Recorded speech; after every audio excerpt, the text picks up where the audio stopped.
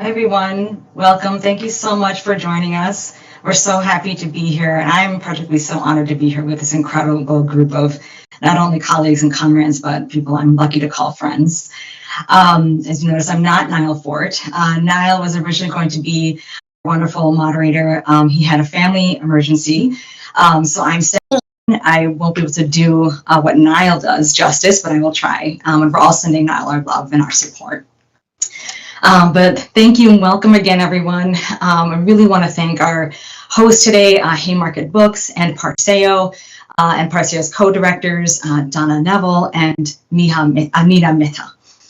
In addition to being a panelist today, I'm stepping in as moderator, so it'll be a little strange as I call on myself to speak. But we have a packed agenda and a lot we want to talk about. First, PARCEO, I'd just like to introduce, is a resource and education center that partners with universities, community and social justice organizations, K-12 educators, unions, and religious institutions to strengthen their work for justice. As part of its ongoing work, PARCEO co-creates social justice curricula, most recently its curriculum on anti-Semitism from a framework of collective liberation, and with Project 48, its Palestinian Nakba curriculum. And I personally have been connected with and followed PARCEO's work for a very long time, so very grateful for their support. So I want to frame this moment that we're in before we go to these giants in the movement that I'm so eager to hear from. We find ourselves in a dystopian nightmare where this second wave of fascism is even more organized, cruel, and deliberate. We are coming off of a genocide in Palestine, and now with Israel blocking aid once again to Gaza. We're dealing with even more brutal immigration targeting, silencing of our politics, criminalization of our movements, threats to our public health, and an open war against communities of color. With how overwhelming this is, how afraid people are, we wanted to convene some of our movement leaders to talk with us about this moment, how we are responding as organizers and as lawyers, what we are doing, what we should be doing, and what we could be doing better. So I'm really honored to get to introduce today's set of speakers. Like I said, giants in the movement, people I have worked with, called friends and comrades, and who I've learned from and been in the struggle with. And I will read everyone's short bio in the order that they will be answering our questions. So first, we have Darakshan Raja. She's the founding director and executive director of Muslims for Just Futures, MJF. Next, we have Lara Kiswani, who is the executive director of AROC Resource and Organizing Center, or AROC. Next, we have Diala Shamas, who is a senior staff attorney at the Center for Constitutional Rights. Then we have Beth Miller, who is the political director of Jewish Voice for Peace Action. And finally, we have me. I'm an associate attorney with Hadsel Stormer here in LA, and I've worked in criminal defense, civil rights, human rights, and animal rights. So I'd love to just launch into our first question, and I have so much I want to learn from you all. So as we think about the moment that we're in, and with the repression that's coming so fast and so furious, what are the ways your work has evolved and changed to address and respond to all that is happening, from the local to the global? And I to first kick it to my dear sister, Darakshan. Thank you so much, Bina, for that introduction and for everything that you do. And thank you to Haymarket and also PARCEO. Particularly want to shout out Donna Neville for all of her incredible solidarity, political education, leadership over the years. Thank you for all that you do. I think, Bina, that's a great question. I think for Muslims for Just Futures, for those of you who don't know our organization, we're a grassroots organization. We work both at the national and local level. Our three core strategies are really collective care, organizing, and then advocacy and movement building combined. I think for our organization, we had started to hold scenario planning around a Trump administration back in last March, and had actually been organizing organizations within the BAMEMSA broader ecosystem, from convenings to a much more larger convergence we did back in September. And that's because we were going through Project 2025 and we were reading the plans that they were actually going to say that they were going to do. I think what we've learned in the last almost now 50 days or so is that they were very serious about the plans that they were about to carry out. And in the last sort of, when they've come into power, at least 76 executive orders have been passed. And I think everything that they laid out in terms of trying to build out this white Christian nationalist vision of governance takeover, destroying the kind of government structures that we need to support our communities, expanding criminalization, targeting all immigrant communities, irrespective, frankly, of status. And that is not to say that there aren't particular communities being targeted in much more, unique ways, but nevertheless, this attack is really on all immigrants at this moment, and they are trying to construct a citizenship that really says only white, Christian, straight men have power in this nation, and that's it, and everyone else is going to be targeted. So I think for our organization, it was a little bit of just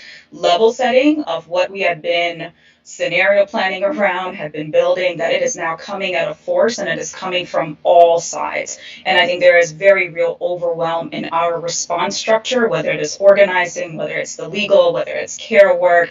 I think we are going through an overwhelmed current moment. I think what has shifted from this time around, from the first administration when they came in, MJF, our initial org, was really founded in the initial Trump administration. When they had passed the ban, we had come together as a rapid response group in Washington, D.C. I think at that time, we had mobilization, and direct action was a massive tool that a lot of folks were using. I think because of the response, particularly towards Palestine movements, and I think there's a moment right now where folks are really questioning around what is the most strategic way to move and get an impact. And I think because of the ways in which legislation and lawfare is being utilized, there's a lot of risk in a way that we have not faced before. And so I do think this is a time where that legal strategy and legal defense has to be integrated into community organizing and community defense. And, we're very lucky, Bina, to have you as our sort of part-time general counsel and, building up a whole legal network with us. But I think that's the one massive thing we have to really have had to readjust is, as an organizing group, we've had to couple that sort of lawyers as part of our strategy, because we need that know your rights information into the community, but also we need to take risk assessments about, is it strategic for us to take certain risks at this moment when we don't necessarily have the legal infrastructure to respond to the moment. So I think those are the big, very high level things. For our organization, for those of you who may know, one of our key sort of mission points has always been the abolition of the war on terror. That is why we were really formed and founded. And I think in this administration, we are literally seeing an expansion of that same infrastructure, whether it is the repurposing of Guantanamo Bay for broader migrant communities and building off of that legacy, whether it is the reinstitutionalization of the registries, which was built upon NCOs in our community, whether it is literally using the framework of terrorism and material support to say, well, now all movements can be targeted, Palestine, immigration, anything you think about it, that can actually be applied and utilized. And so I think for us, we're really looking at an infrastructure that our community has weathered through for over 20 years and even beyond, and has some lessons, and seeing it really being sort of reshifted and metamorphosed into a much more broader infrastructure that is being targeted in various communities. So I think that is what we're really grappling with, and there's a lot that I think we've been holding with every other person. But I think what we are navigating is just overwhelm. How do we remain grounded as the attacks keep on coming through? And also now we're bracing that in the next 2 weeks, potentially the countries within the ban are going to be released. So that is going to add an additional flurry for our kind of organizations that primarily work with Muslim communities and so forth. Thank you so much, Darakshan. I'm going to kick it over to you, Lara. I would love to hear your thoughts on this. Yes to the overwhelm, and being as prepared as we can be. As a grassroots Arab organization, we actually emerged directly from the struggle against war and racism and the ongoing discrimination and repression faced by Palestinians, Arab, and Muslim communities. So we've long understood that any serious organizing must also include an analysis of repression, right? So in some ways, our work hasn't completely changed, it's just intensified, similar to Muslim for Just Futures and all the other folks on this call. And, for the Palestinian movement, while the executive orders that we're discussing, the repression we're discussing today isn't specifically only about Palestine, I think it's helpful to know that, anti-colonial struggles are inherently kind of dual in nature, where we are fighting for our freedom while also simultaneously resisting the colonial and imperial forces that seek to suppress us and delegitimize us every single day. And history has shown us this is not new, right? So all freedom struggles, from abolition to anti-war to civil rights to women's rights, so on and so forth, have been met with surveillance, criminalization, and just straight up violence. And that's why we can't separate resistance and strategic understanding of organizing with also a strategic understanding of how repression operates, right? And how do we counter it? So we find ourselves in this moment where, despite many of us having read Project 2025, studied Project Esther, recognizing, what is to come, doing the scenario planning, we don't have all the answers, right? And for those who are listening in who have not read these documents, who are unfamiliar, it is really critical that you educate yourself with the tools and resources available about them. I know there's probably a lot of educators on this call, and you understand the power of knowledge, both in exposing injustices, but also equipping people with the tools to fight back, right? And this is the reality we are navigating now. It's how do we protect and defend our communities, our institutions, our movements, while continuing to build the power that we need in order to build the world that we want, right? And I think, every moment presents itself as an opportunity for us to sharpen our strategies and really deepen our commitments to one another. And so some of the fundamental questions haven't necessarily changed, but the terrain has. And, in addition to the challenges, like, our movement has grown. It's larger, more effective, and more embedded in popular struggles. And also with this growth comes the intensified repression. It's because we are gaining so much traction and building so much solidarity that we're seeing the viciousness, right, of the attacks on all our communities. And we have now new challenges, but that also offers us perhaps new possibilities for creativity and strategy. I know a lot of us are in conversations about that. As scary as they may seem, there's probably also a glimmer of hope here that it offers us some potential strategies we haven't embarked on before, right? And over the last decade, we know that the Palestinian solidarity movement and the Black freedom struggle and indigenous land back movements have strengthened our politics and expanded broader anti-colonial, anti-racist commitments within the broader conversations on any social justice issue, whether that's the classroom or the street. And those alliances have really shifted our work and made it so that we're not just always defensive, but we're also actively building power. So we have some lessons there to draw on, and I think that's one place we're shifting, is really thinking about power building. Like, how can we do that better and stronger and differently, more effective in the coming days? We can take, for example, the ceasefire resolutions, early days of this genocide, where we mobilized thousands of people, not just to protest, but to make real demands, and recognizing that they too have a role to play in shaping political outcomes, right?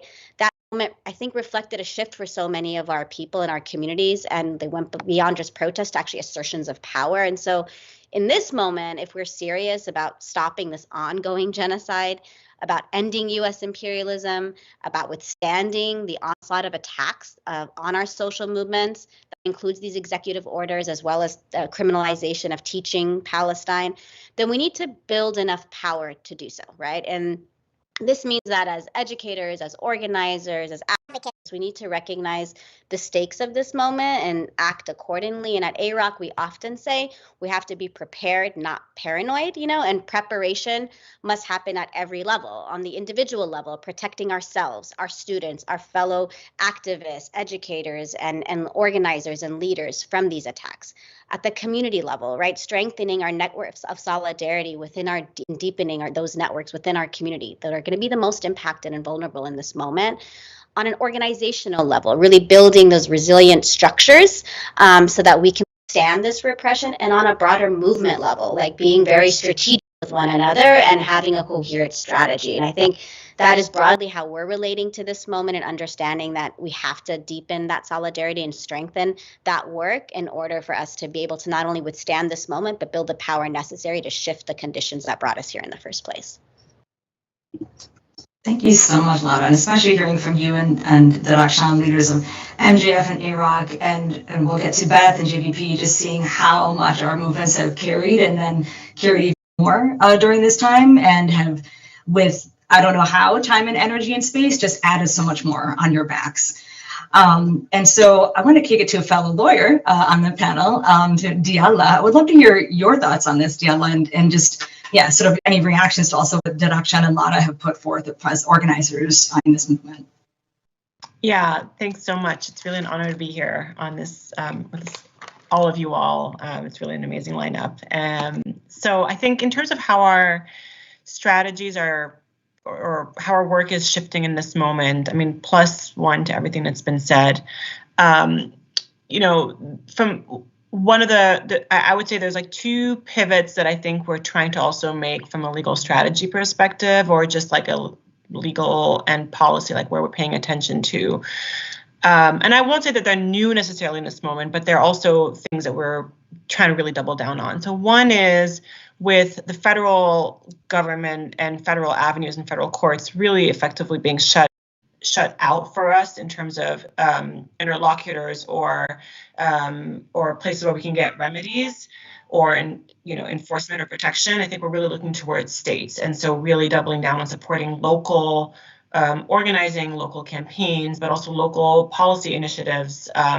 And as lawyers, looking towards state laws, right? I mean, this kind of thing that we haven't historically necessarily done as much of as human rights lawyers or the movement. You know, there's been a big focus on the federal government, especially if you think about the Palestine movement and any kind of anti-militarism or international lens, like people have really looked towards the federal government. I think we're really at a moment where we want to double down on local avenues, and that there's like organizing implications to that, but there's also legal implications to that in terms of the kinds of laws that we look towards and the kinds of institutions that we look towards. We've been, for example, very active in the Not on Our Dime campaign in New York State as a effort to say, well, states are also places that we need to be engaging with on these so-called international issues, even though they're not even international, they have local implications.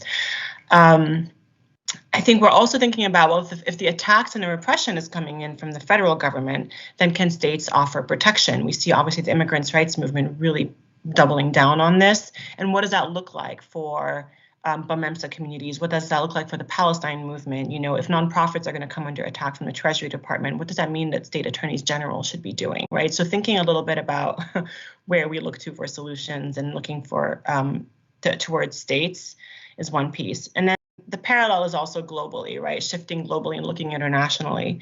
I think we've been having really interesting conversations with lawyers in other contexts in other countries that have experienced authoritarian regimes and learning from the sorts of tactics and responses that they've used in those kinds of moments. Again, not to say that everything that's happening now is fully new in the US context either, but I think really deliberately looking to some of our international comrades for lessons learned, coordination, and more of like a transnational lens there. And then similarly also looking towards, and I say this really knowing that we've been trying this for a very long time, but I think this is really because in some ways we have an opportunity, given that everything is breaking around us, looking towards strengthening international institutions and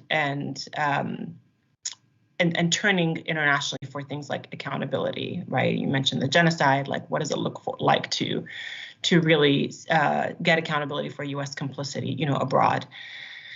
I think the other big shift is, and I'm going to just say this is something we're hearing a lot from our partners, clients, and other people that we're in conversations with as they deal with the flood of repression. You mentioned overwhelm. I think that word was landed. I think it's really important to be thinking about filter systems and what our filter system is going to be in this moment to not succumb to overwhelm.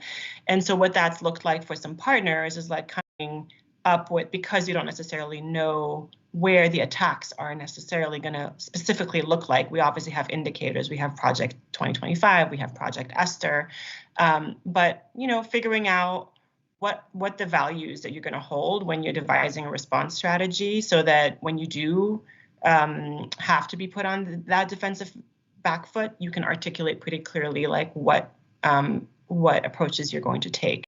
I think for those of us who are helping defend people, that also means coming up with a set of values and articulating what the principles and the filter systems and the triage kind of criteria we're going to apply as there is a flood of need for defense work, while also trying to figure out what the right balance is between defending everybody that's going to come under attack and where in the network of lawyers we can find those resources and add on and coordinate more.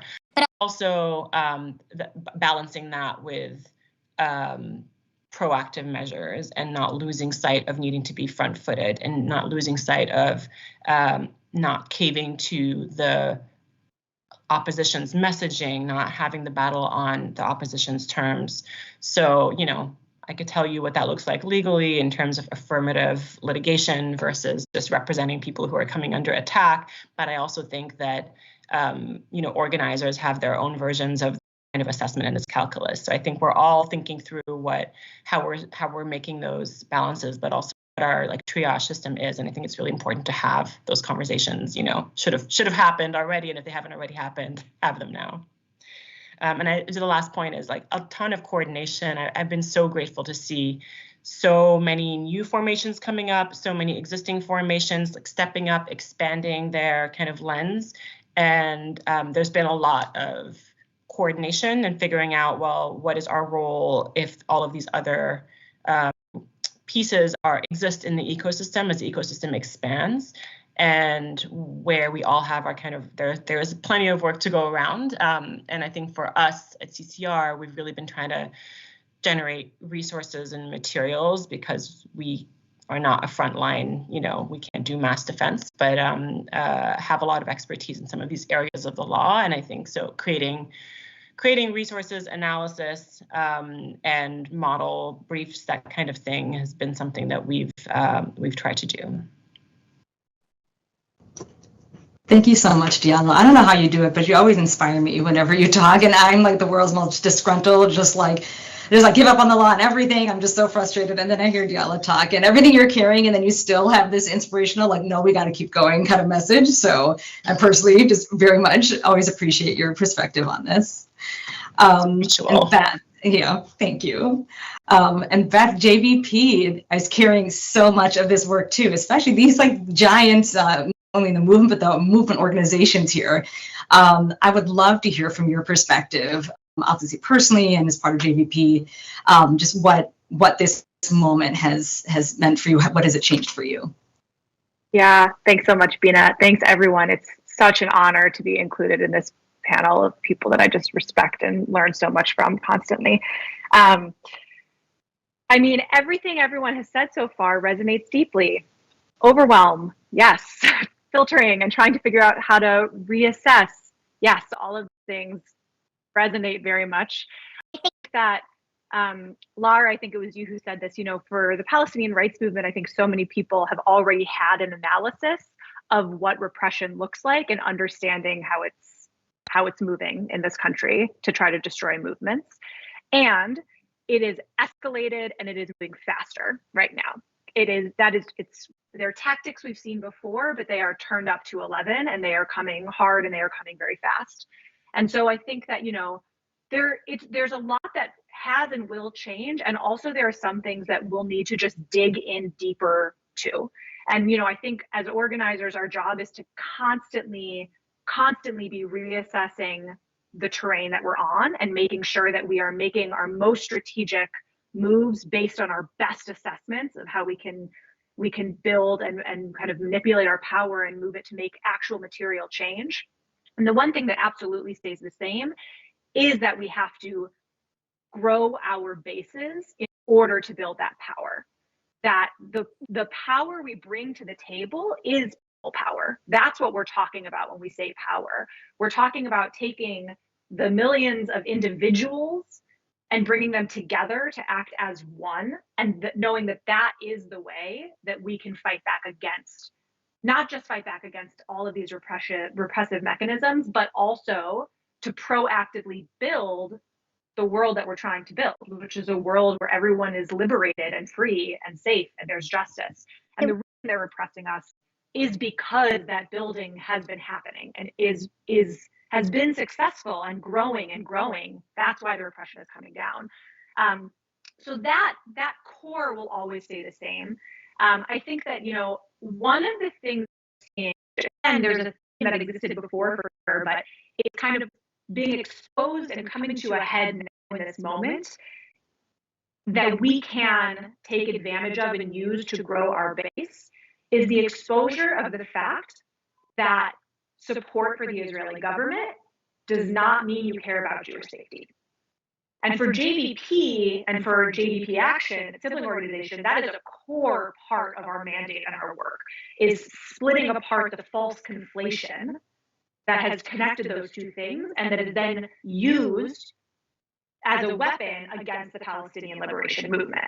And so in moments like this, when we have Donald Trump and Elon Musk, who are, Elon Musk giving Nazi salutes on the national stage and then talking about how much he loves Netanyahu, that is the opportunity for us to talk about, like, okay, if you're shocked by that, let's talk about what's going on here. Let's talk about what's really at play and how these things have truly never been connected. And there's other things that are moving right now that also are moments for us to build and bring new people into our base and to grow our coalitions. And so, I think maybe everyone has mentioned Project Esther, I think so far, or at least a few of us have. And I just want to take a minute, just in case there are folks who are listening in who haven't already heard about Project Esther. Project Esther was written by the Heritage Foundation, the ultra-conservative, Trump-supporting think tank that wrote Project 2025. And Project Esther, you should think of it as an addendum to Project 2025, but it is a blueprint, a Christian nationalist, conspiracy-riddled, draconian blueprint for how to destroy the Palestinian rights movement using a public-private partnership. And so the things that are written in Project Esther are really important for us to understand, because when your opposition writes down and tells you what they're planning to do to you, you should really pay attention to it. And in this case, when it's the Heritage Foundation, when so many people who are not sympathetic to the Palestinian rights movement understand that the Heritage Foundation is a bad actor, that is an opportunity for us to grow that education, grow a broader political understanding of what's really happening here. And what Project Esther talks about doing, everything the Trump administration is doing is straight out of the pages of Project Esther. This executive order that he passed, which claims to combat anti-Semitism, but really is just about trying to deport students who are organizing for Palestinian freedom and to try to turn universities into a surveillance agent as part of the mass deportation machine, straight out of Project Esther. Just this morning, I very unfortunately spent a couple hours watching a Senate Judiciary Committee hearing that claimed to be about anti-Semitism. And spoiler alert, was not about anti-Semitism, but was entirely about attacking the student movement. I watched that, and there was a witness on that panel who consistently brought up over and over again how we should basically take away the tax-exempt status of 501c3s who are part of this movement, straight out of the pages of Project Esther. And these narrative attacks smearing anti-war, anti-genocide organizers, it's all tied into these plans that the far right has been pushing for decades, and that the Democratic Party has sadly embraced over the years as well. But when it's at this extreme level, especially for a group like JVP that's trying to shift and change the opinion of our fellow Jewish community members, this is a moment for us to really expose that, to show what's behind all of these things and behind what's really behind the US-Israel alliance. And so I think that, I'll wrap by just saying that I think this moment is terrifying in so many different ways for so many different communities that are under attack right now. And I think that the one thing that is always remains true in our work, but remains even more true in this growing fascism, is that our power lies in building our base and getting organized together, and in being rigorous in building out our coalition, our united front, so that groups that were not previously standing with us can also see their own self-interest in why they must stand with us and why we will stand with them as well in a moment like this. Thank you so much, Beth, especially that framing, the weaponization of anti-Semitism and just the really horrific, grotesque manipulation of it to just shift, to fit this agenda. And I've really looked to JVP's work on this, and PARCEO, I know, has put together a really great anti-Semitism curriculum that's so essential, because I think it's very confusing in this time for folks who may not be part of the movement to see Elon Musk do a Nazi salute that's later described as an awkward hand gesture, which we know is ridiculous, and then at the same time defend Netanyahu. And I think a lot of people who aren't part of these conversations are like, don't know where to turn, right? To be like, I know the Nazi salute's anti-Semitic, but I don't understand. So I think what you all are doing is incredibly important. And calling myself now to sort of run into my answers. I'm just so grateful first to get to go last and hear all the amazing things and all the work that you all are doing and holding, because to be brutally honest, it is an incredibly depressing, overwhelming time. And I know I myself at times have felt just like frozen and immobilized, just like it's like the whole house is on fire around you and you're like, what do you do? And truth be told, the people who've gotten me out of that are the people in this room. Like I've worked so closely with Darakshan over the last few months for like, I've never seen anyone do 10 jobs in one body, but just like pushing everything and being like one of the only people to really put out a detailed analysis of the executive orders when it's like 200 launch in the first day. And everyone's like, I don't even know the titles of them, right? And what they mean and what, like what they're doing. And for AROC to just organize the Arab community and to really center the fact that this is targeting the Palestinian community as this is part of the larger war that Palestinians have been fighting for so long. And that's where we can look to learn our lessons. And with CCR and JVP, just holding those movement spaces of like, no, like Diala's messages of always like, I know we're tired, I know, but we have to shift and we have to keep going. And then seeing JVP do it. I don't know how you guys are, I mean, I'm sure you're exhausted, but are still doing the work every single day. And for me, that gets me out of that feeling of just paralysis. So just like, I don't know what to do. And I think so much of what you all resonated with me in terms of like what this time has meant for me and the shifts, in addition to just feeling like, oh my God, like we can't do anything, that we're all going to die doing this work. I've then of course had to take a step back and realize that we have to be creative also and shift and adapt with our defenses. I think what Diala was saying too about like we can't just be defensive. We have to proactively think of what we're going to do. And especially as lawyers, I think there's a very often not us lawyers, but like in the legal field, there's a very traditional mindset, right? Of like, well, this is what the law says, and this is what the law does. And like my main sort of like thing I've been trying to say, especially as young law students come to me in poor souls, come for inspiration. And I'm like, I don't know if I should get inspiration, but I try to, that like the law is not going to save us, right? And why it's not going to save us, especially the US legal system is, and I definitely love what Diala said about, I think our international institutions, is the US legal system we know is a colonizer system. It is not a system that was built by the indigenous people of this land. It was a system to protect white power and white property. And, a lot of folks will come to me and say, but like, well, I thought we had, equal rights. We have the First Amendment. Like, we had sort of like all men are created equal in this country while we had slavery. So the US legal system is not ashamed to be a hypocrite in any of this, right? And just like whatever they want to do to adapt to maintain power is what it's going to do. And so, of course, I'd be becoming a lawyer. I took inspiration from my father and also, from the Palestinian community of growing up. My dad grew up under, British occupation of India and survived the partition. And his generation had to learn to speak English, not because they wanted to, but because they had to understand, what their occupier was inflicting on them. And I really learned that a lot from the Palestinian community too, is you have to, you don't always have a choice of having to understand what your occupier is doing, but you need to understand it to combat it. You have to get yourself educated on what they're doing, like studying those tactics, like I'm saying, of not just the legal system, but their political systems, their strategies. It's easy to put our heads in the sand, but we have to study them. And so I also have forced myself, mostly, Darakshan has forced me to read through the executive orders, and they're painful to read through, but it's so important to do the homework, because it's easy then to sort of respond to this just like mass hysteria of like, they're just outlining everything. And like, I think it was a really important lesson for me to narrow in, still do my work, still do my research, do my homework, pick myself up and learn what's happening and then shift. And I think also just this being, legally sort of, mantra that I'm trying to follow is also has pushed me to also expand the areas of law that I normally don't want to research. Like I don't want to research tax law. I didn't take tax law in law school because I didn't want to do tax law.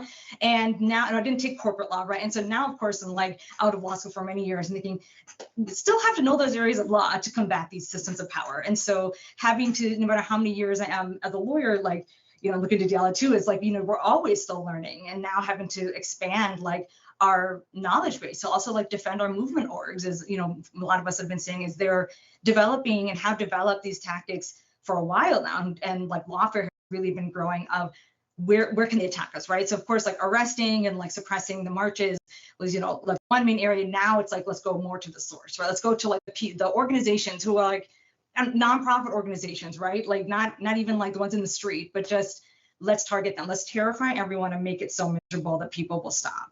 And I think that has forced me to also expand the areas that I'm trying to, you know, like I want to get up to speed so that I can do the best job that I can in defending our movement orgs.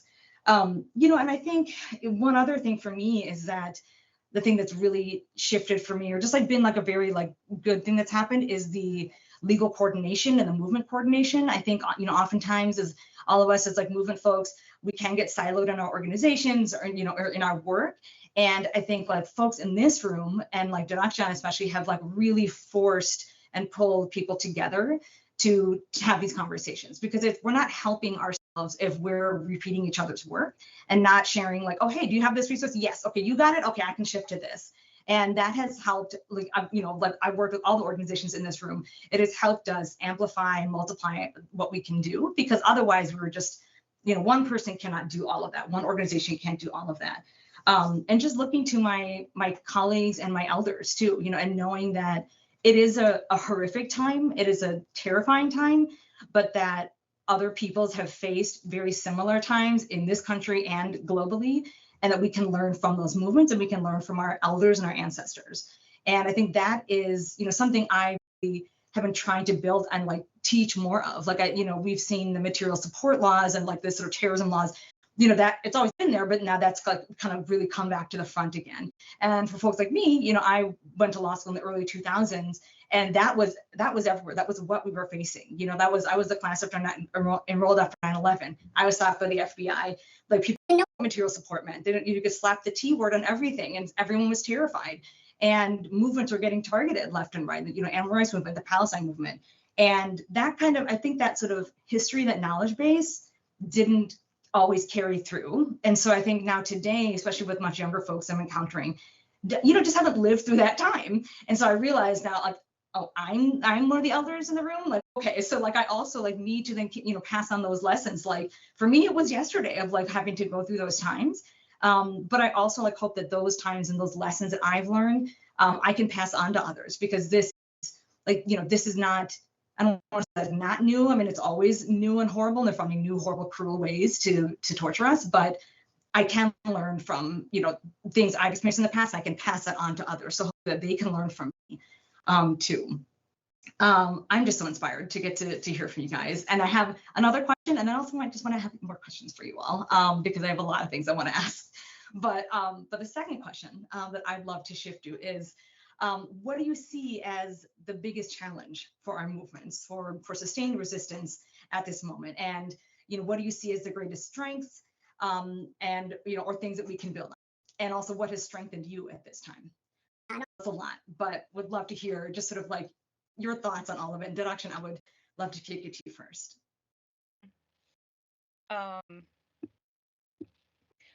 Thank you so much, Bina, for that. And you're being incredibly humble about how much you have done in the last few months, years. Bina, I can just say with MJF has poured hundreds of hours from KYR workshops to developing those resources.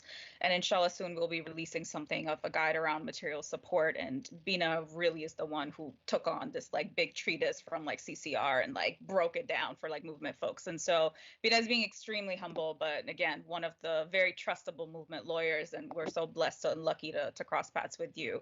I actually think that's what's been giving me a lot of hope. I think particularly because of this time around, you know, we are an abolitionist organization. We believe in people power. We're putting in the investment into community organizing. We're putting more of that work out there, whether that is on more folks part-time, because again, economics is a problem.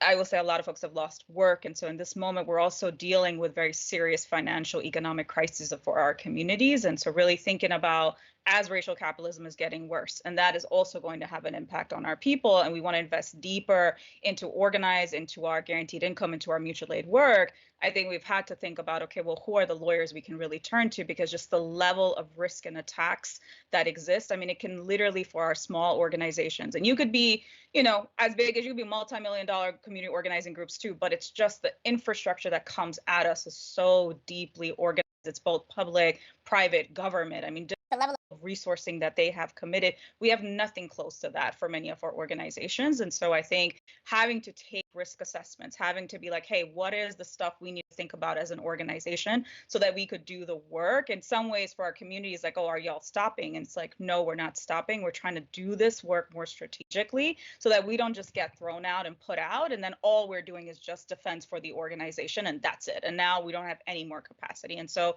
that is one of the challenges and actually concerns and fears that I have. I think we have just seen already in the last few weeks that they have shut down a lot of the funding vis-a-vis government for nonprofits. And so what that is doing is that social services need has really doubled and tripled, which means that the pressure is coming to us as mutual aid groups and guaranteed income groups who are doing it, because our folks are like, look, we have lost our jobs. We don't have money. We are being unhoused. Meanwhile, we're also navigating immigration enforcement. We're also navigating all these other attacks that are coming from folks. So I think one big challenge is just how do we protect and just weather through this and keep our communities and bring them along? And here, I think because I'm part of that 9/11 generation and grew up in that and remembered how many community members we lost, how many of our neighborhoods that we lost, that is not to say that our people are not resilient and that orgs didn't come through and there's not beautiful things to celebrate. It is the dual truths are here of, yes, our communities weathered it, are powerful, but we also lost a lot of people. And so I think the thing that I keep on my heart keeps on sinking every time I get a call from a community member who's like, my brother just got picked up by ICE. D, is he going to end up in Guantanamo? And I'm like, I'm not a lawyer. I have no answer for you, but I'm here to just be present with you to see what kind of resources I can get for you. So I think that's the biggest challenge that at least I think my organization is weathering, is that just the massive need from community from all sides has really grown. And we're just trying our best to be as resourceful as we can while being honest that we're not infrastructure as a massive direct services org. We're not infrastructured up as a big legal services organization, but we're trying to make ends meet and we're trying to use our partnerships and collaborations, but we're realizing even among our partners, they're at capacity, right? The lawyers we would turn to are like, y'all, we're at capacity. We don't have anything. Or the direct services agencies we would typically turn to are like, we lost 70% of our staff, or we've had to do stoppages for it. So I think my concern is just there is this very real structured attack that is coming at the very things that we have been using to support our communities. And the need is massively increasing around just basic survival needs. And, we are an organization that has a very, very, very sort of analysis and political education. But I think in this moment, we're trying to really couple that with very tangible material things for community members, because that's also overwhelmed, right? To be like, we are dealing with the whole brunt of white Christian nationalism and community members are like, oh, damn. Now on top of everything we're navigating, we're also going to navigate all of this. So I think materially, that is what we are trying to do. I think tangibly for folks who are listening in, I would really invite y'all to look at MJF's Virtual Community Defense Hub. It is very much a community resource. There is, know your rights materials on there. There's also analysis on the executive orders. And the reason we really started to do some of the analysis on executive orders was because there was a lot of hysteria and panic in the community. And I think sometimes the fear of this is going to be so bad can actually be addressed by being direct with the information around actually, no, this is how this may show up. It's not yet implemented. There are things that we can still do. There are processes you can have, so that it's something actually, Bina, you taught us, right, where you said that this is about, KYR is really about teaching our community the language of state power so that they know they have some level of defense and recourse, and that they can also say that, invoking their rights, right? That's a process. It's an action. It's not just to say that something is on the books that means it's going to apply to you. Like, we have to actively invoke our rights. And so I think all of those are pieces in this particular moment, honestly, Bina, that have been very, very helpful as the kind of the silver lining of the moment is around that.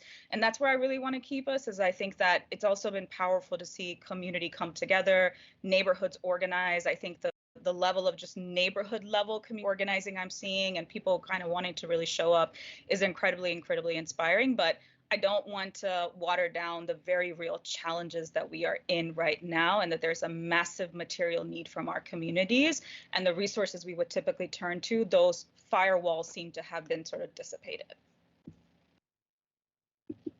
Thank you so much, Dee. There's so much there, and sorry, I think I might have echoed for a second. Hope I'm okay now. Thank you so much, Darakshan, for everything that you're carrying and everything that you frame that way. Is really important, I think, especially to look to like our challenges and to take them on. And I think you've especially done that with MJF yourself, individually and as an organization. And another organization that has done it is AROC. I would love to hear your thoughts, Lara, and what challenges you faced, what things you think have strengthened our movements and you, and what we could do better.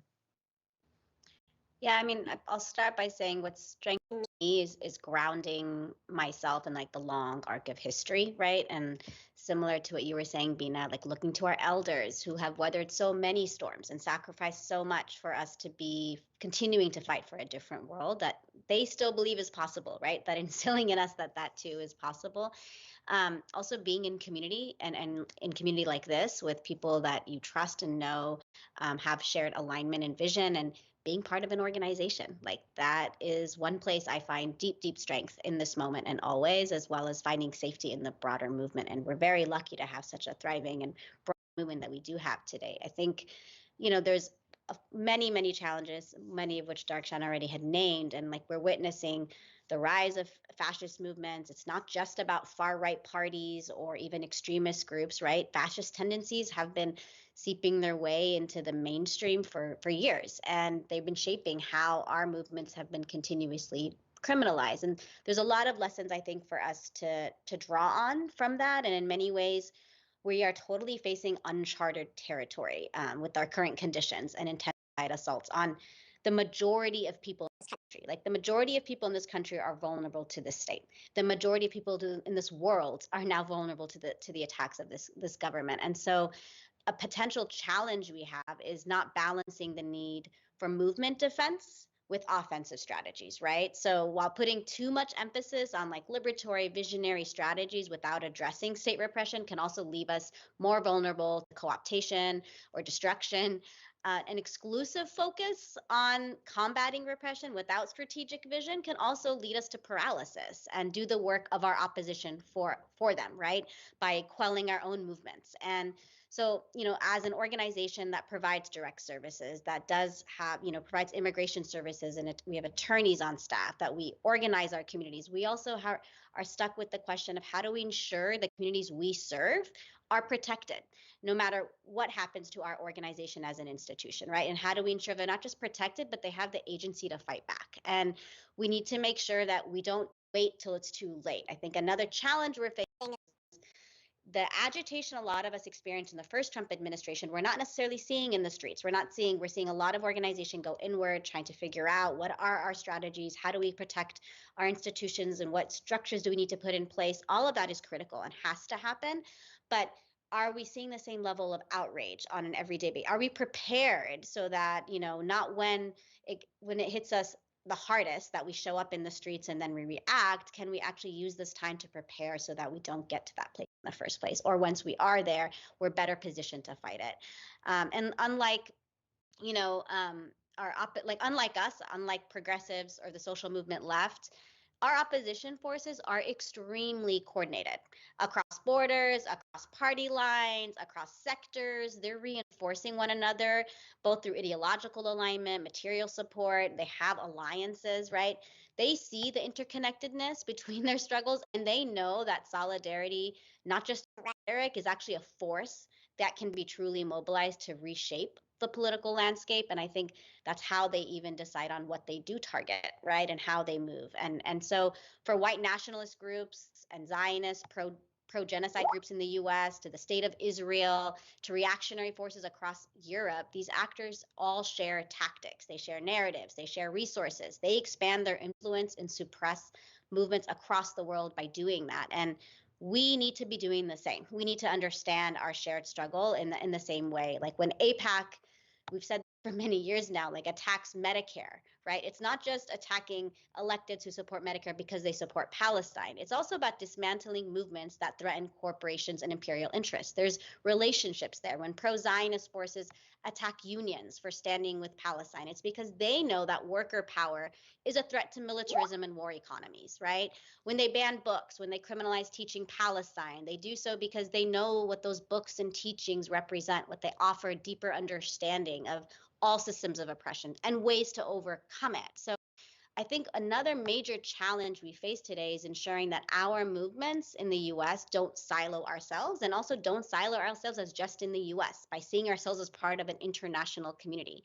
And unfortunately, we often operate in silos, especially in moments of crises, and we respond by sector or by issue rather than building a coherent strategy. That's why I really appreciate the folks on this call who've been doing that necessary work of bringing folks together to have these conversations. And you know, we, unlike the right, we are not well funded, right? We don't have media networks, policy think tanks. We don't have sustainable funding. We don't have a media presence. We don't even have long-term planning, really, as much as we tried this last year with all our scenario planning. And the attacks on our movements are only going to make that worse. So we need to think about broad-based coalitions, the United Front, as Beth mentioned, that can effectively challenge state violence and economic exploitation. And we know that they don't silo us, so why would we silo ourselves, right? Our opposition isn't just attacking Palestine and Palestinian freedom. They're attacking the infrastructure of all social movements that challenge power. And I think this is a moment for us to really think about what's possible if we ground ourselves in that understanding. And you know, we know that we've built one of the largest movements in history around the Palestine solidarity movement this last year and a half. And we brought together environmental justice advocates, immigrant rights advocates and organizers, racial justice movements, unions, right? That everybody took up this struggle, not just in solidarity, took it up as their own struggle.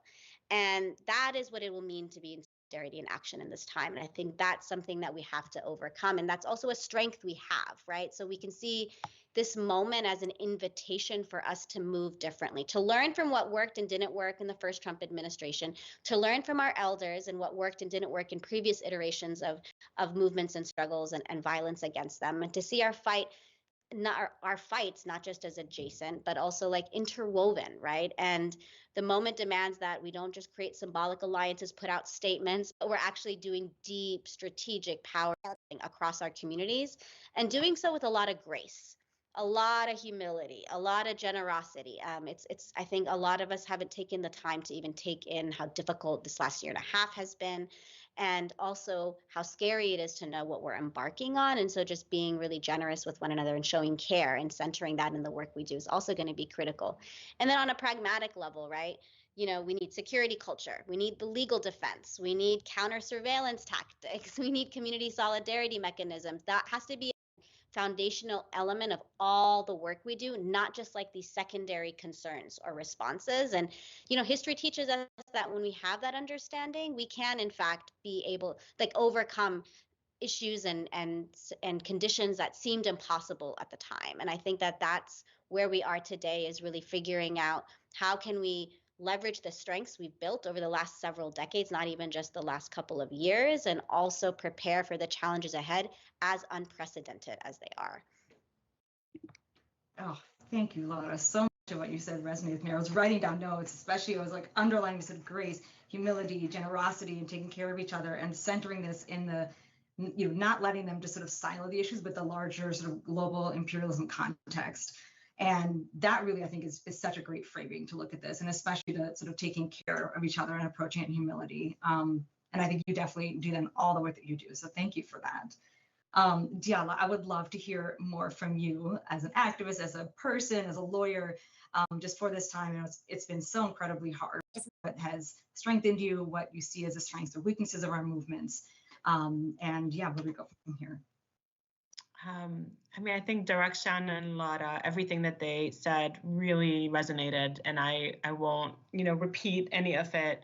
I think I'll just zero in on it's sort of the extension of what both of them shared around the interconnectedness of the threats and the reason that they're so interconnected.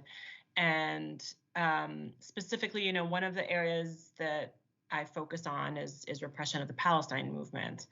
And I think Beth already touched on this, but a challenge that I see, and that has always been a challenge, but I think is one that I'm really worried about now, is the siloing of Palestine against Palestinians, or the movement in solidarity with Palestine and Palestinian freedom in the kind of big tent, in the drive to have a big tent approach, because everything is actually interconnected, and there is a moment where people are all like wanting to be in the resistance again, although maybe with a caveat that it's not as vigorous as we would like, but I think understanding Palestine, we've used the canary in the coal mine. We've also used it as a Trojan horse, right, which is maybe a better image, and that it's not just understanding that all of the sources of these threats are interconnected, but also understanding that it's a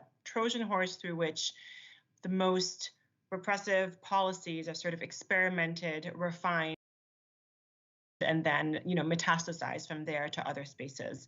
And so we've been doing a lot of that narrative work at CCR to kind of look even at the war on terror kind of architecture and the sort of counterterrorism architecture that has been in place since 9/11, really kind of in a big way, but also preceding that. And even locating Palestine within that has been something that we've had to sort of like a history that we've had to rewrite a little bit because of the way that post 9/11 organizing has happened. And I really appreciate Bina and Darakshan, you bringing in that kind of historical, we all came of being as baby lawyers, as activists, in that moment, and it shaped so much of how we understood things. And I think also inherited some of the maybe biases or compromises that were made at a certain moment in time.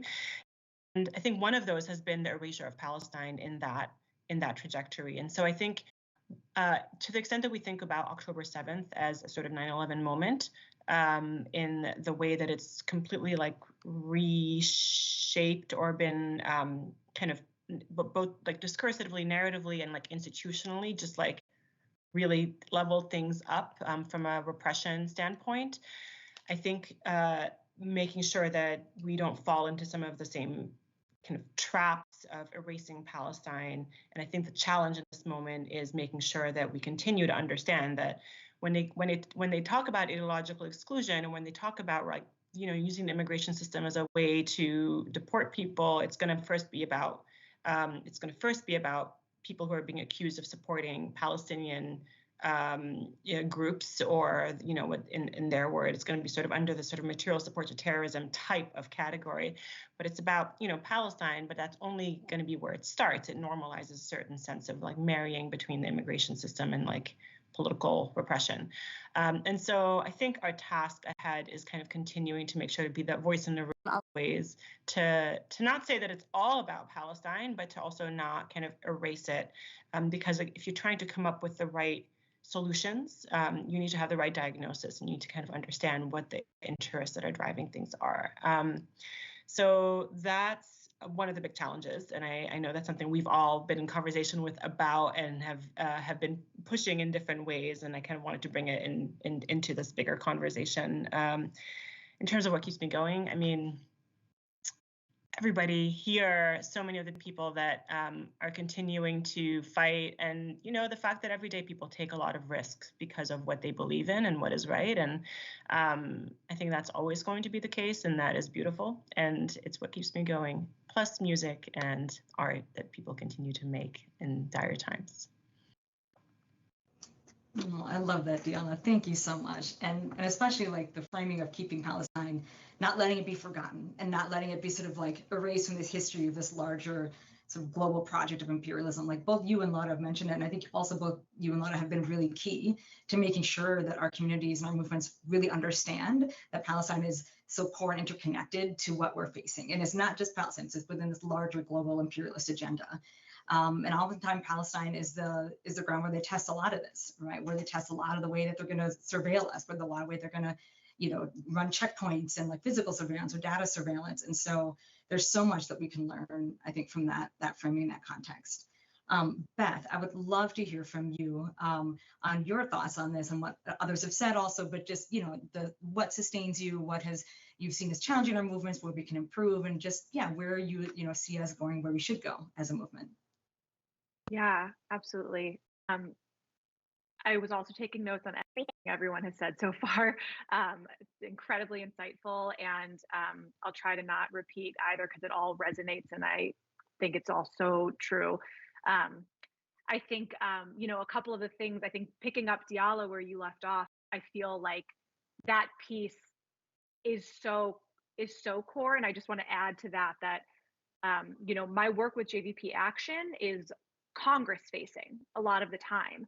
And in that toxic space, when you say Palestine, you clear the room of allies, right? Like it's like everyone disappears. And so that work of trying to force people to understand, I think, as what you're saying, that like Palestinian rights movement deserves to be and must be defended on its own political merits as a liberation movement. And we need everyone else to also understand that it is a front line for democracy defense in this moment. And people miss that intentionally often. And so making sure that people understand, that's connected, Diala, to what you were saying, Bina, to what you were just saying, that this is the space where our opposition imagines that the Palestinian rights movement is the low-hanging fruit. And so that it's the easy one to start with because no one will speak up to defend us. That's what they think. And so actually, if we can get people to speak up to defend the movement and show that it's not low-hanging fruit, and in fact, there is no low-hanging fruit here, that actually can rip up the entire domino effect of what they're trying to do in silencing all these other movements as well. So just strong agree on that point too. And I think the only other thing I'll add that feels very tied into what others have said too is just that, I think the fire hose of what is happening right now means that everyone, either because they are currently directly impacted, they expect to be directly impacted, or they care about the world and they're trying to figure out how to make a difference, don't know where to begin, right? Like, where do you show up first? Who do you show up first for? How do you show up for them? Is it about going into the streets? Is it about protecting your neighbors? How do you protect your neighbors? And what does that actually look like? And I think that can be really paralyzing for people. And that sense of overwhelm and that sense of just kind of like, I very literally don't know what to do with myself minute by minute because I'm looking around and I'm seeing everyone I love come under attack.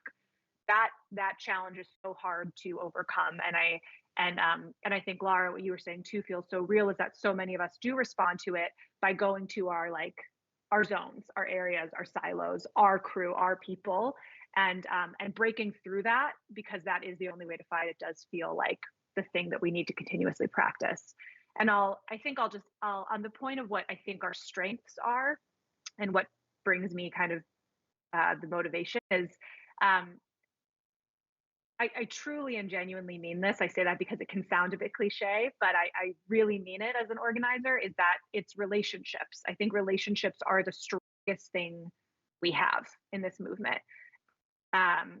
Organizational relationships, individual relationships that are grounded in real shared values and principles, but that are also bigger than, that are also social, that are loving, that Lara said are with humility and grace and care for one another.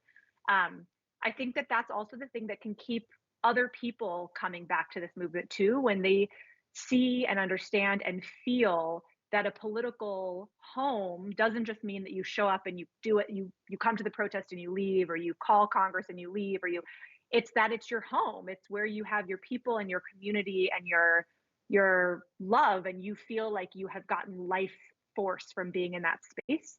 I think that's really powerful. And again, our opposition knows that's our strongest point too. And that's why, in Project Esther, again, they list as a tactic, it is written out, divide them, show distrust amongst the movement organizations.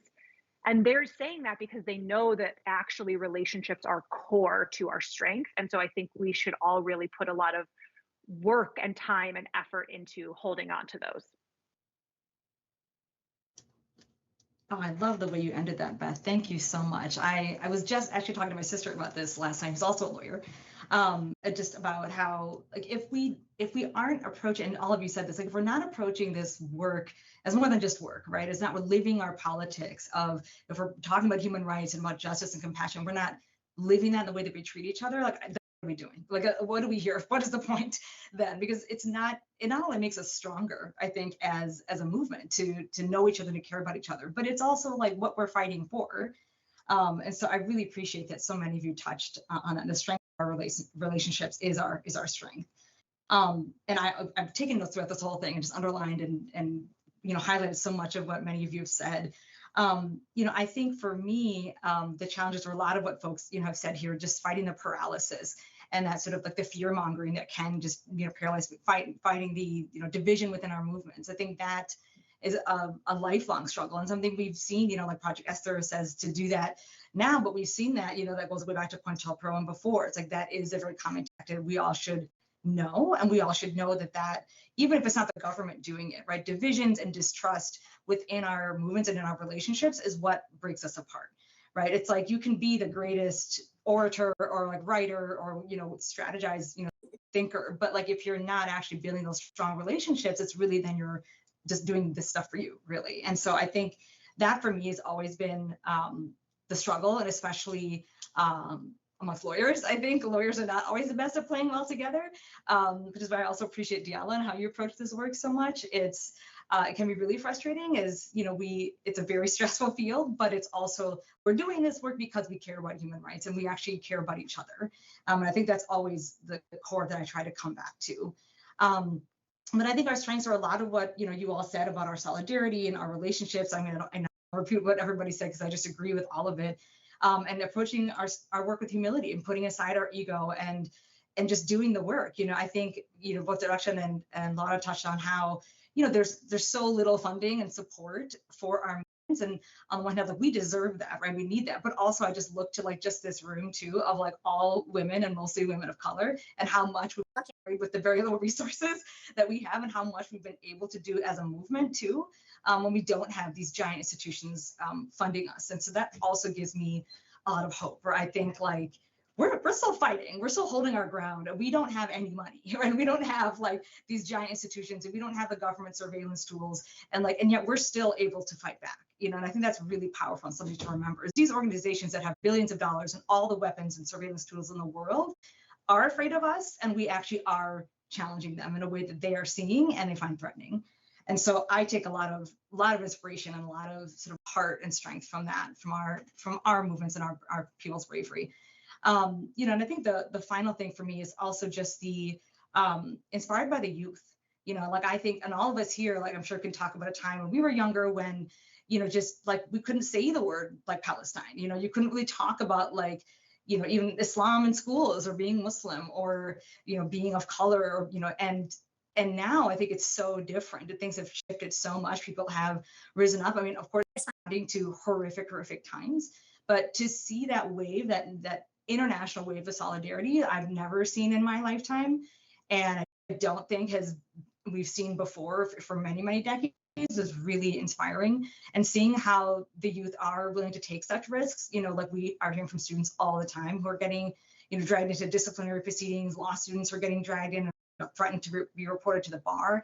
And that's just something that, my generation really ever had to deal with, and I think of all the student organizing I did, I was not afraid of being disciplined, right, or not be able to get my law license. And so I think just like holding that too, like all of us here have gotten our degrees and thinking of how terrifying that must be to risk that and to still do it. And so I think that really inspires me. And so whenever I talk to youth, or they come to me for advice, I also want advice from them, and my advice also is really learn from my lessons and my generation's movement, and then do it better.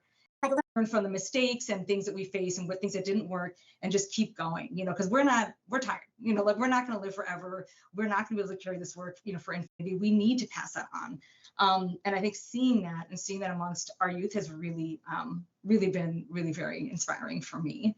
And then we have about, I think, just about 15 minutes left. So I wanted to at least see if folks had wanted to go around and have final thoughts, reflections you wanted to share, or just even with each other in response to somebody, what somebody said.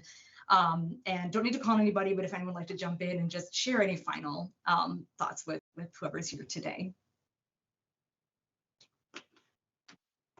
And I will call on somebody if folks don't want to.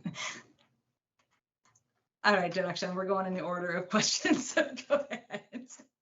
I had a feeling I was going to be put back in first. All good, Bina, I love you. One, I just have so much gratitude, respect for each and every single one of you on this call. Like, admire a lot of the work that you all do, but thank you so much for the consistency and also for staying in this fight, especially in this moment. I think that we need each other. We need to know that people got your back and that people are out here really strategizing and also holding different parts of the movement and the fight. That's one thing I really love, is that I think, yes, there's broader movement, we're all in it, but all of us have our own lanes and things that we're really holding. And so it just, I think, really expands our ability to turn to one another and say, hey, FYI, can I just talk to you about this? Like, I think you know this way more than I do, but I'm seeing it in my community. And so I'd love to just, share some information or what should I be doing? So I think, one, just each other, and many people who are not in this room. I think to everybody watching, thank you for caring and not letting, distancing, dehumanization, being, disempowered and saying, I'm just going to give up. There's no reason to fight it. We'll just take it.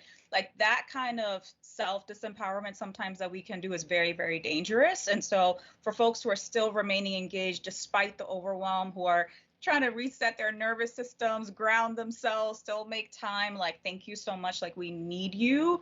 And we really hope that, again, we can build the political homes for folks to continue to remain and stay, and double that and triple that, and just massive people power, resource power, every kind of power that we could be building, I think is really, really important. And I do want to end with, in Project 2025, a lot of it was directly stolen from abolitionist movements. So just keeping in mind, it's not like they created all this stuff on their own. A lot of it is actually stolen from our movements, and they're just applying it, but it's not really natural to them. And so just keeping it in mind that there is a lot of power within our movements and visions and work that has been done.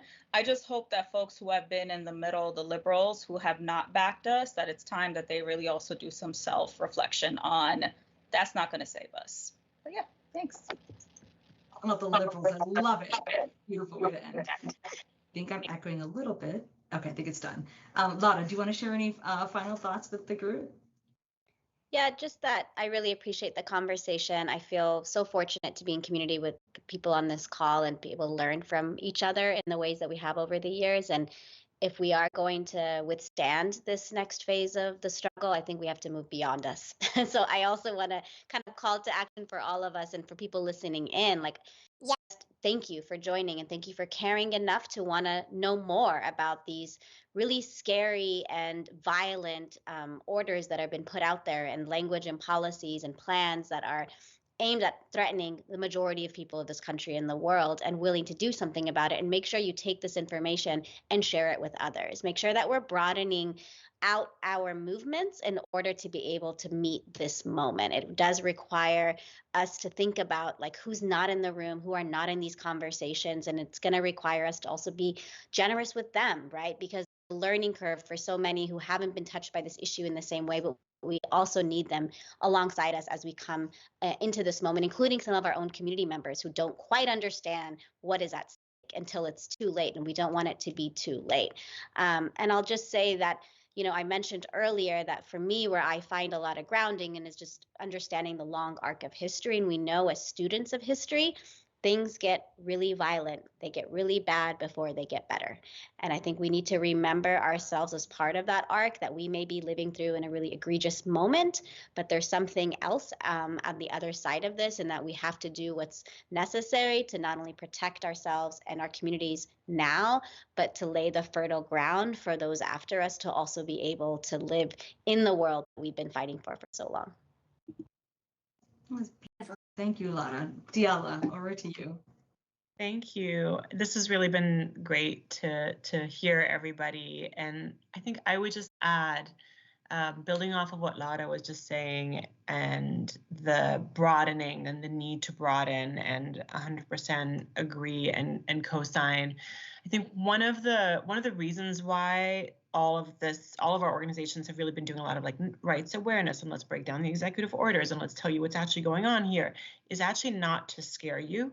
It's the exact opposite. It's because sometimes, everybody knows that this is a very repressive environment and that Trump is going to be going after movements. And it's in the lack of specificity around the how that actually this administration is going to be the most effective. What we see this all the time is actually the chilling effect. It's a preemptively seeing the ground that we're seeing.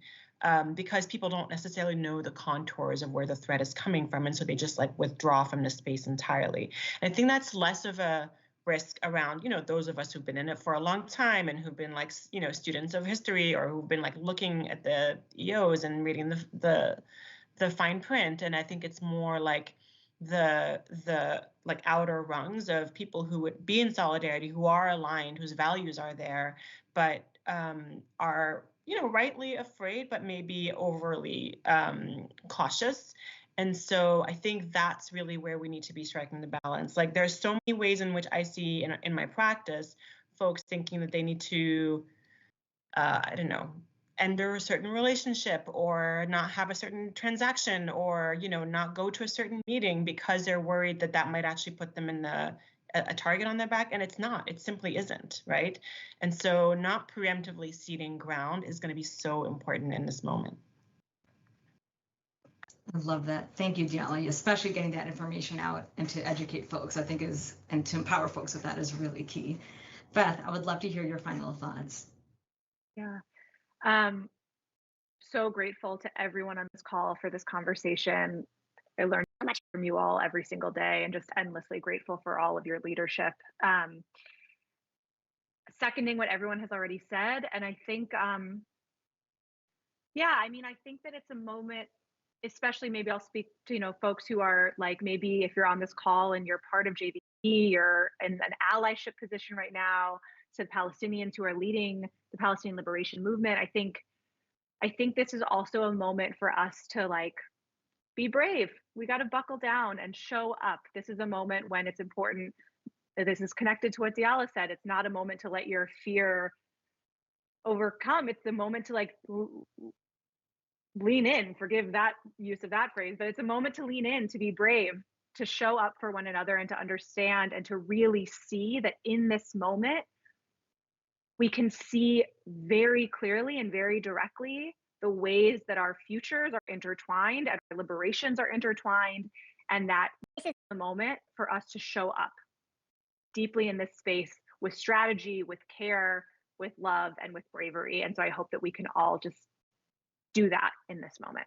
And again, so grateful to everyone.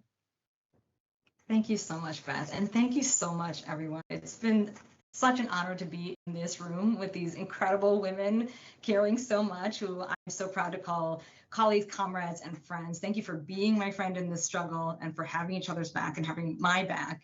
And especially thank you to Haymarket for hosting us, and to PARCEO for organizing this, and for all the work that PARCEO does. We're so grateful for you holding our movements down, and to all the folks in this room and the organizations in this room. Just couldn't do this work alone. And I am personally very, very grateful for you all. And thank you everyone for staying.